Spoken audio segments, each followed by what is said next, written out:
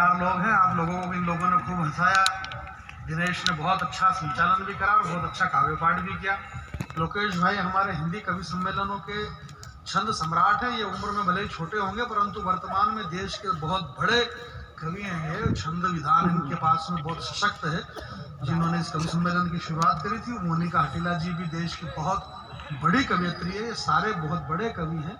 ये बात मैं इसलिए भी कह रहा हूँ, अगर मान लो दोबारा इनको पढ़ना पड़े तो ये भी ऐसा बोल दे कि अभी आपके बीच में जो पढ़ रहे थे वो जानी बैरागी जी देश के बहुत बड़े।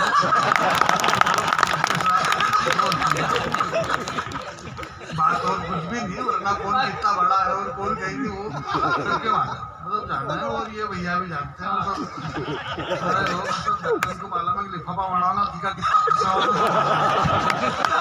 कौन कतराम गए ढेरो या सब ने मालूम। तो ऐसा कुछ भी नहीं है। मैं तो बहुत छोटा ही कवि हूँ और पहली बार भवानी मंडी आया हूँ। ये सारे देश के बड़े बड़े कवि हैं, जाने कहाँ कहाँ मुंबई दिल्ली बेंगलोर जाने जाते रहते। मैं तो कहीं भी नहीं गया भैया, मेरे घर से सीधा यहीं आया हूँ और यहाँ से वापस मेरे घर चला जाऊंगा। नहीं अपन 10-10, 20-20 दिन इधर उधर रोते फिरो, क्या मतलब है? अपन इधर उधर रोते फिरो और अपने घर के सामने फिर दूसरे रोते फिरो। इसलिए अपने को घर पे रहना बहुत जरूरी है। देश की सारी समस्या खत्म हो जाए, बस आदमी घर पे रहना सीखे। इस देश में पक्ष विपक्ष राजनीति और ये आप लोगों ने व्यापार संघ के लोगों ने इतना बड़ा कवि सम्मेलन इतने वर्ष से जो कर रहे हो, ये क्यों कर रहे हैं? क्या कर रहे हैं? इनको शौक है करने का, इसलिए कर रहे हैं। इसमें क्या बगैर शौक के कोई काम होता है क्या? कमाल का शौक है आपका कवि सम्मेलन करवाना। इतने पैसे बिगाड़ते हो, लाइट माइक टेंट, इतना पैसा, देश के इतने बड़े बड़े कवियों को बुलाते हो और ये इतना बड़े कवि इतना पैसा खर्च करने के बाद में यहाँ आकर के फिर ये बात कहते हैं कि ये व्यापार संघ का प्रोग्राम है और आप यहाँ करते हो। हाँ अपन व्यापारी है। आपको भी अच्छा करा कि इन्होंने कह दिया कि आप व्यापारी है, वरना आपको मालूम ही नहीं पड़ता कि अपन व्यापारी है।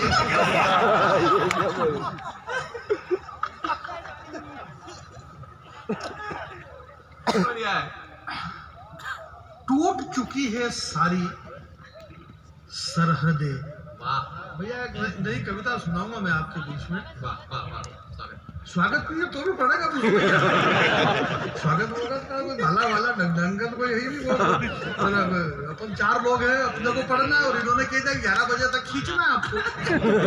ढंगा खींचते 11 बजे तक खींचना है तो बढ़िया बात है। हमारे भैया पूरे रास्ते फोन पे रात के 2-2 बजे तक फोन किया इन्होंने। बोले और जानी भैया क्या हो रहा है? कुछ भी नहीं। अब रात के 2 बजे क्या करें? एक बार नहीं सोने दिया अगले आदमी। भैया याद है ना आपको 7 तारीख? भैया याद है ना 7 तारीख? मैंने कहा क्यों याद नहीं यार है मेरे को। अभी तक इन्होंने बहुत टेंशन दिया। बोले भैया ऐसा करना कि ये गरोठ वाले रूट से आना, गरोठ वाले रूट से आना। अभी मैंने कहा यार आ जाएंगे किसी भी रूट से आने में क्या। बोले नहीं मेरे को बाद में पता ही नहीं चला आखिर गरोठ में इनकी क्या सेटिंग है। गरोठ वाले रूट से आना। मैं आपके बीच में किसी भी रूट से आया परंतु मैं आ गया। और एक बार आप मेरे सम्मान में पूरा सदन जरा दोनों हाथ अपने खड़े करके ताली बजाइए। आज भवानी मंडी के व्यापार संघ के लोग आप बहुत सौभाग्यशाली हैं कि आज आपके बीच में देश के एक बड़े कवि श्री जानी बैरागी जी कवि पाठ। इसमें हंसने की बात नहीं, अपनी इज्जत अगर अपन नहीं करेंगे तो कौन करेगा? अरे यार इस देश के अंदर जिसकी दादी माँ प्रधानमंत्री थी, जिसके नाना जी प्रधानमंत्री थे, जिसकी माँ राष्ट्रीय अध्यक्ष, इसके बाद भी लोग राहुल जी को पप्पू बोले। फिर अपने को तो अपनी इज्जत करना अपने क्या कोई वार्ड पार्षद भी नहीं, उनको कुछ भी नहीं इधर रोते फिर, इसलिए अपने को तो बैरागी जी कहना पड़े। तो अपनी इज्जत अपने हाथ में ही है। अपनी इज्जत अपने हाथ में रखो। मैं आपके बीच में एक कविता, आप लोगों ने मुझे बहुत बार सुना होगा, कई बार सुना होगा। पहले मैं तो हालांकि भवानी मंडी में पहली बार आया हूँ परंतु फिर भी आप लोग सुनते रहते हैं। यूट्यूब वगैरह पे बहुत सारे लोगों ने सुन रखा। जरा हाथ खड़े करे कितने लोगों ने मेरे को पहले सुन लिया। ये आप लोगों की गलती, आपको पहले नहीं सुनना। मैं आज सुनाना चाह रहा था, आपने पहले फोकट की फिल्म क्यों देखी? क्या इधर उधर जाकर सुनाते हो? पर आपने सुना मेरे को यूट्यूब पे। अब ओरिजिनल में यहाँ आज मैं सुना रहा हूँ। अब यूट्यूब में और ओरिजिनल में क्या फर्क है? ओरिजिनल में और यूट्यूब में ये फर्क है कि वो यूट्यूब है और ये ओरिजिनल है। आप ओरिजिनल सुन रहे हो, यूट्यूब में आदमी आदमी कुछ भी सुन सकता है, कहीं भी सुन सकता है। बाइक चलाते चलाते सुन सकते हो, कान में ईयरफोन लगा लिया सुन लिया। आप कार चलाते हुए सुन सकते हो, आप अपने खेत में सुन सकते हो, गाँव में सुन सकते हो, घर में सुन सकते हो, बैठे हुए सुन सकते हो, लेटे हुए सुन सकते हो, आप गोदड़ा ओढ़ के सुन सकते हो, कैसे भी सुन सकते हो। गोदड़ा मोनिका को समझ में नहीं आया, बोले गोदड़ा क्या होता होगा। मैंने कहा आपको गोदड़े में इतनी दिलचस्पी है क्या? हाँ पता है आपको पता चला। इन्होंने बहुत वो होके बोले यार ऐसा क्या होता होगा ये गोदड़ा। आपको गोदड़े के बारे में इतनी क्या मतलब दिलचस्पी लेने से। बोले नहीं गोदड़े के लोग बहुत मजा ले रहे हैं। देखो ऐसा है कि हिंदू ये पृथ्वी की जो है आदि सृष्टि है, आदि सृष्टि की उत्पत्ति ही गोदड़े से हुई है। अगर गोदड़ा नहीं होता तो दुनिया नहीं होता, दुनिया तो गोदड़े से ही हुई है। इस दुनिया को पैदा करने में गोदड़े का अहम रोल है मेरे भाई। गोदड़े से सारी सृष्टि हुई है और गोदड़े से इसलिए सृष्टि हुई क्योंकि दुनिया का पहला पर्दा ही गोदड़ा है। तो आप कह रहे थे कि ये मुंबई की फिल्म इंडस्ट्री हमारे यहाँ अश्लीलता फैला रही है, हमारे यहाँ नग्नता फैला रही है। ये मेरी माता बहनें बैठी हुई है, मैं आपके बीच में एक बात कहना चाहता हूँ दिनेश भाई, इस दुनिया में नग्नता सिर्फ दो अच्छी लगती है। या तो नग्नता जब माँ की गोद में खेलता एक नन्हा बालक, उस नन्हे बालक की नग्नता अच्छी लगती है, या फिर नग्नता वो अच्छी लगे जिसका तन कुंदन मन कुंदन, तप तप कर तन बना होगा कुंदन। भला दुनिया में उससे ज्यादा सुंदर मूर्त क्या होगी। और जिसने वासना और विकारों का त्याग कर दिया उस महावीर को वस्त्रों की जरूरत क्या होगी। या फिर वो नग्नता अच्छी लगे। या दोनों हाथ खड़े करके तालियां बजाइएगा। इस कवि सम्मेलन को कवि सम्मेलन बनाना। महावीर को वस्त्रों की जरूरत क्या होगी। कौन सा महावीर को पूछना पड़ेगा कि कौन से को। वस्त्र देह का आवरण है मात्र। वस्त्र तो आप बहुत विद्वान बुद्धिजीवी लोग बैठे हुए हैं भाई साहब, थोड़ी सा आप सीधे बैठो। मेरे बहुत अच्छे दोस्त हो, इसका मतलब ये थोड़ी मर्जी पड़े ऐसे बैठो। आप बुद्धिजीवी हो। कौन बुद्धिजीवी? बुद्धिजीवी है काहे क्या? ये कोई बुद्धिजीवी नहीं है। क्या बात कर रहे हो आप? ये आदमी बुद्धिजीवी है समझिए जी। ये बुद्धिजीवी। अरे यार दिनेश तेरे को यही मालूम नहीं बुद्धिजीवी कौन होता है? जिसकी बुद्धि में छोटे छोटे जीव पड़ जाते हैं, जिनका भेजा छड़ गया वो बुद्धिजीवी। ये आदमी तो बहुत अक्लमंद है। बुद्धिजीवी नहीं है, ये अक्लमंद है। इसके पास में मैनेजमेंट है। मैनेजमेंट समझते हैं अध्यक्ष महोदय, मैनेजमेंट जानते होंगे आप। हमारे प्रीत जी जिनका हनीप्रीत से कोई लेना देना नहीं है। आदमी को डाउट होता है इनकी उनसे कोई रिश्तेदारी तो नहीं है, परंतु सेम सेम होने से आदमी सेम नहीं होता है। जमीन आसमान का फर्क होता है मेरे भाई। तो मैं आपके बीच में क्या कह रहा था, मैं ये कह रहा था कि देखो मैनेजमेंट का मतलब क्या होता है। मैनेजमेंट का मतलब ये होता है कि आप जानते होंगे यार, वैसे नहीं जानते तो मैं कैसे समझूंगा आपको, आप जानो इसको। मैनेजमेंट का मतलब ये होता है कि जैसे कि इतना बढ़िया कवि सम्मेलन और इतने कम पैसे, ये मैनेजमेंट। एक जर्नी बैरागी को पकड़ लो, 4 साल से बहुत करी रहती है, उसको पकड़ लो, बाकी 3 इनको ले आओ और ये हो गया कवि सम्मेलन।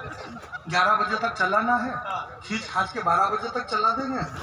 मैनेजमेंट कम समय में अच्छा काम कर देना, ये है मैनेजमेंट। ये है कम खर्च में बड़ा काम कर देना, यह है मैनेजमेंट।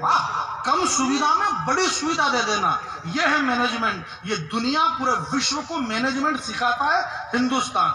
अमेरिका ने कहा बोले हिंदुस्तान के पास में मैनेजमेंट नहीं। बराक ओबामा ने पिछले दिनों बोले हिंदुस्तान के पास सब कुछ है परंतु मैनेजमेंट नहीं जानता इंडिया।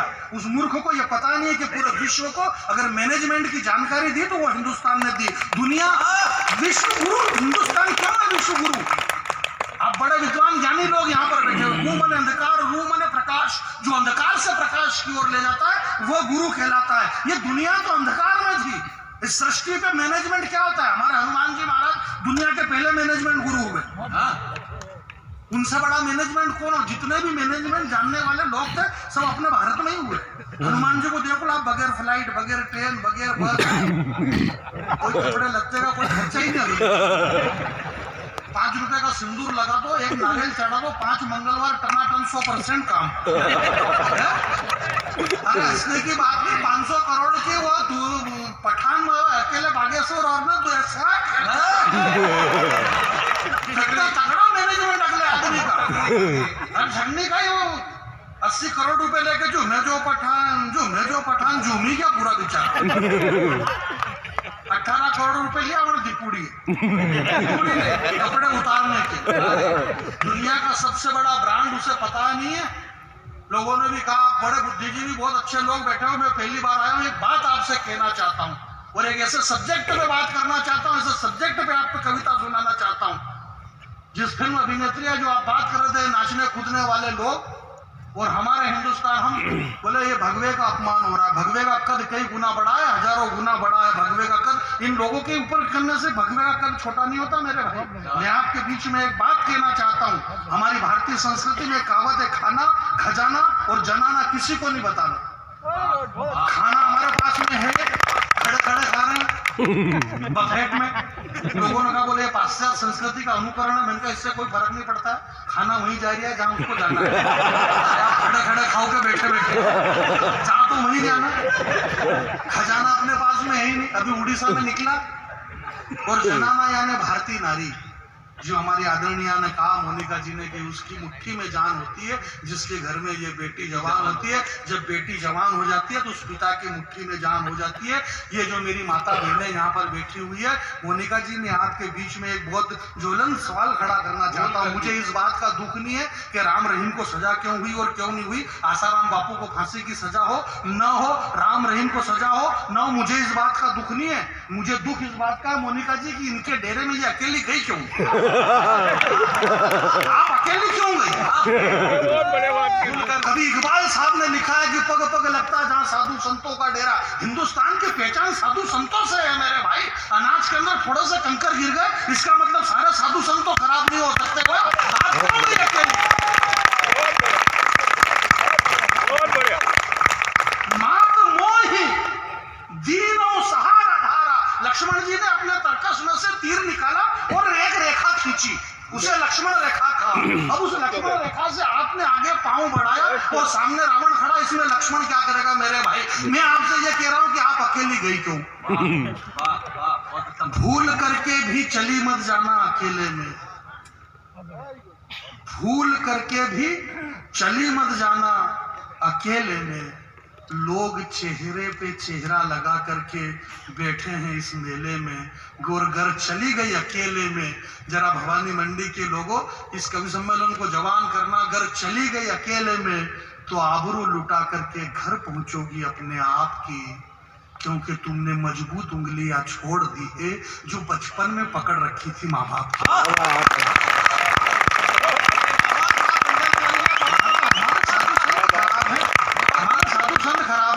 प्रवचन करने वाले खराब नहीं, हमारे मीर मौलाना पंडित कोई भी खराब नहीं। आप बस वो उंगली मत छोड़ो मेरी बहनें। और मेरी बहनों से मेरा यही निवेदन है कि उस उंगली को आप सतत पकड़ करके रखना। अगर उस उंगली को आपने नहीं पकड़ा तो मेरा ये मानना है कि ऐश्वर्या राय, युक्ता मुखी, लारा दत्ता और प्रियंका चोपड़ा, क्या गजब का बनाया मालिक ने तुम्हारा थोबड़ा। तुम सबके सब विश्व सुंदरी का खिताब जीती, पर सही सही पता ना तुम्हारे साथ क्या क्या बीती।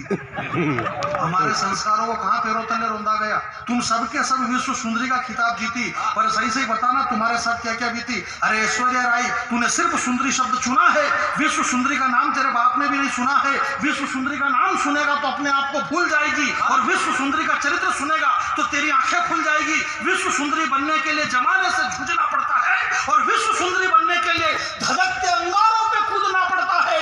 विश्व सुंदरी तो वो चित्तौड़ की महारानी पद्मिनी थी, जिसकी सुंदरता के आगे आईना तक टूट गया था। अरे विश्व सुंदरी तो, जरा आपके हाथ उठे अगली पंक्ति पे, कि विश्व सुंदरी तो वो चित्तौड़ की महारानी पद्मिनी थी, जिसकी सुंदरता के आगे आईना तक टूट गया था।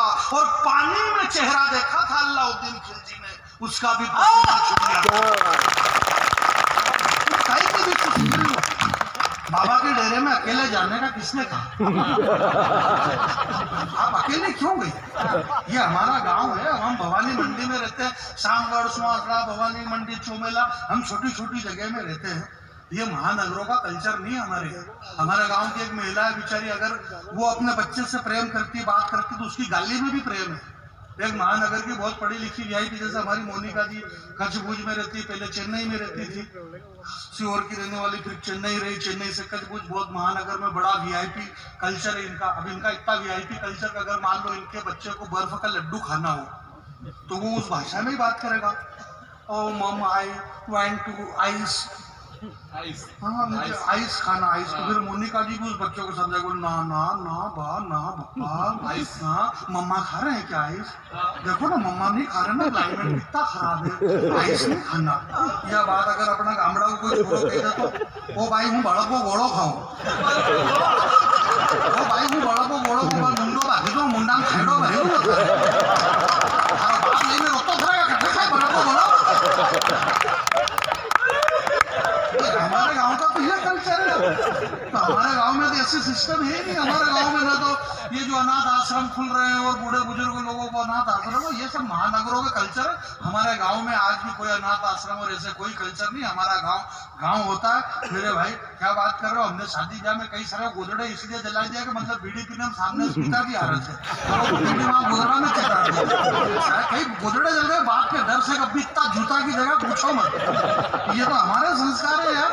हजारों हजार टुकड़े हुए होंगे। भवानी मंडी के लोगों, इस देश की घटना से वाकिफ कराना चाहता हूँ। बहुत पढ़े लिखे लोग यहाँ पर बैठे हुए हैं, तो जरा पीछे वाले भी हाथ खोल देना, अखबार के पन्ने रंग डाले, टीवी में चैनलों पे मोबाइलों पे दिन रात एक ही घटना। ये तो आप जानते हो इस देश में चैनल वाले मतलब रोटी नहीं खाने दे, छोटी सी घटना अगर घट जाए तो रोटी नहीं खाते। प्रधानमंत्री नरेंद्र मोदी जी के जन्मदिन पे 8 चीते लाए गए। 8 चीते आए, कुनों के जंगल अफ्रीका से 8 चीते लाए। चीते अपने बाड़े में हैं, जो कि कुछ भी खा पी नहीं रहे। चीते को आए आज 3 दिन हो गए। चीते 8 हैं जो कि कुछ भी नहीं खा रहे। 8 चीते आए। इन 8 चीते में 5 चीते हैं, 3 चीती हैं। अब 3 का तो 3 से सेटिंग हो गई, वो 2 रह गए बापड़ा ही।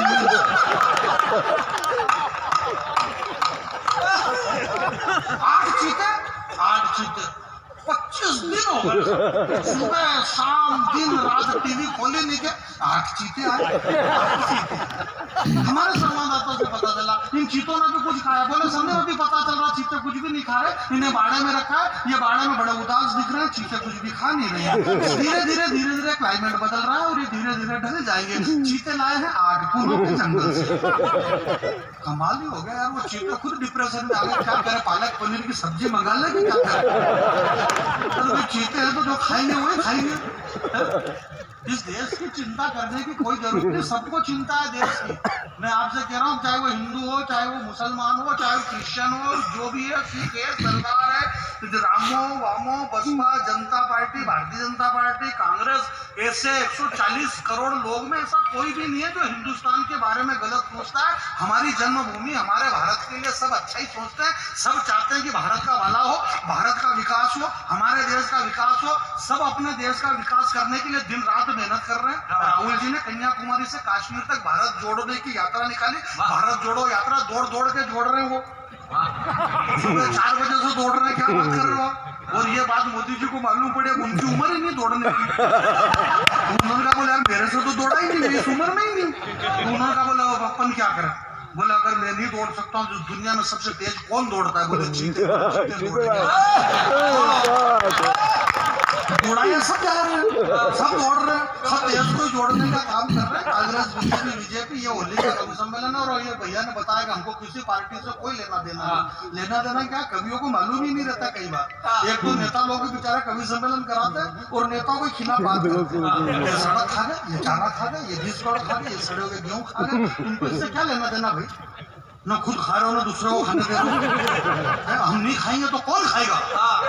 यह हिंदुस्तान की संपत्ति, सरकारी संपत्ति, इसमें सबको अधिकार है। आप खाओ तो वेस्ट करो, संसद में घाटे का बजट मत पेश करो। कौन चिल्ला रहा है कि खा गए? ये वही चिल्ला रहा है जिसको खुद को खाने को नहीं मिला। आप खाइए, कोई दिक्कत नहीं है। इस देश में ये भारत की संपत्ति है, इसमें सबको अधिकार है। आप खाइए। इस देश से नेताजी सुभाष चंद्र बोस चले गए, भगत सिंह चले गए, सुखदेव चले गए, चंद्रशेखर आजाद चले गए, राष्ट्रपिता महात्मा गांधी चले गए। ये क्यों चले गए? क्योंकि इन्होंने कुछ भी नहीं खाया, इसलिए ये सब चले गए। देश में लालू यादव जिंदा, सुरेश कलमाड़ी जिंदा है, राजा जिंदा, कभी मोदी जिंदा। ये क्यों जिंदा है? क्योंकि इन्होंने खाया है। जो खाएगा वो जिएगा, जो नहीं खाएगा वो मर जाएगा। इसलिए आप खाओ, कोई दिक्कत नहीं, कोई पार्टी का टेंशन नहीं है, कोई पार्टी नहीं, कोई कांग्रेस बीजेपी कुछ नहीं, सब में प्रेम भाव बना हुआ है। जबरदस्ती माहौल बिगाड़ने की कोई कोशिश न करे। सारे भारतीय जनता पार्टी, कांग्रेस, सब में प्रेम भाव, पूरी एकता बनी हुई है। मर्जी पड़े वो इस पार्टी में से आ जाए, वो उस पार्टी में चला जाए, कहीं भी आ जाए, क्या रोक बराबर कूद के आ रहे कि नहीं आ रहे? अभी हिमाचल प्रदेश में कांग्रेस जीत गई, गुजरात में बीजेपी जीत गई, दिल्ली में आम आदमी पार्टी जीत गई, सब बराबर जीत रहे। सब कोई किसी को बुराई नहीं, कोई राजी बाजी नहीं, वो सब सम्मान दे रहे। पार्टी वाले देश की 140 करोड़ जनता को कितना सम्मान देते हैं। किसी भी नेता को भाषण, अभी 8 लाख हिंदी डिक्शनरी में लोकेश भैया, आप तो बहुत विद्वान पढ़े लिखे आदमी है, डॉक्टरेट कर रखी है, मैं तो हालांकि पढ़ा लिखा नहीं, और इससे फर्क कुछ भी नहीं पड़ता। घर में भी वही जो आप कर रहे हो। 8 लाख शब्द हिंदी में, अभी एक नया शब्द वो इजाद कर दिया, मेरे देवतुल्य मतदाताओं। देवतुल्य मतदाताओं, तो मतदाता की भी गर्मी आई, अपन तो देवता है। अब एक दिन वहाँ मीटिंग, बड़ा भारी सम्मेलन हुआ भोपाल में, इधर जयपुर में, बोले देवताओं को इकट्ठा करना।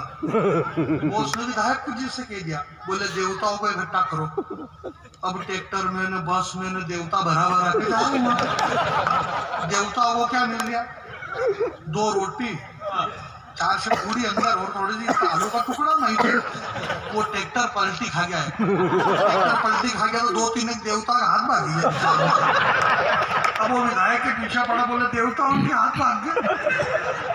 कमाल ही हो गया यार, समझ में ही नहीं आ रहा। विश्वास कर जो हमारी बात रो, वो छोरो बैरागी जात रो, सपनो आयो ऐसो आधी रात रो, जैसे माधुरी दीक्षित के लायो नात्रो। आई समझ में? मोनिका जी को नहीं आ रहा नात्रा क्या होता है। अब इनको कौन बताए कि ये करना पड़ता तो समझ में आता। विश्वास कर जो हमारी बात रो, वो छोरो बैरागी जात रो, सपनो आयो ऐसो आधी रात रो, जैसे माधुरी दीक्षित के लायो नात्रो। मैंने कहा यार माधुरी दीक्षित धीरे चल, थाकी जाएगा, पगार में से कांटो भागी जाएगा, माथो नीचो कर लागी जाएगा, पाइजामा बजा रहे डोकरो का होता है जागी जाएगा। इसमें को ऐसो रंग के ऐसी फंसी माधुरी दीक्षित पापड़ी हुकिन टिटोड़ी हरे की वही कापड़ी। नहीं तो यार मार्गन खाइए फूल की जगह पाखड़ी, न मक्का की जगह काकड़ी, काई करे जलेबी पापड़ी खाओ, मक्की प्रोटीन छाछ की राबड़ी। मैंने कहा यार तू तो ठहरी पर्दे से साथ कहीं निभाएगा, तू यदि चली जाएगा तो याद बहुत आएगा। इतना हम छोड़ा मम्मी बोली उठा नहीं 7 बजेगी, भैंस के कुंडो कौन हमारा बाप पाएगा। इस देश को बम से डराया। हालांकि आप जो कह रहे थे ना ऐसा कुछ भी नहीं हो रहा, अब तो ऐसा हो ही नहीं रहा, अब तो बम तक बेरोजगार हो गया।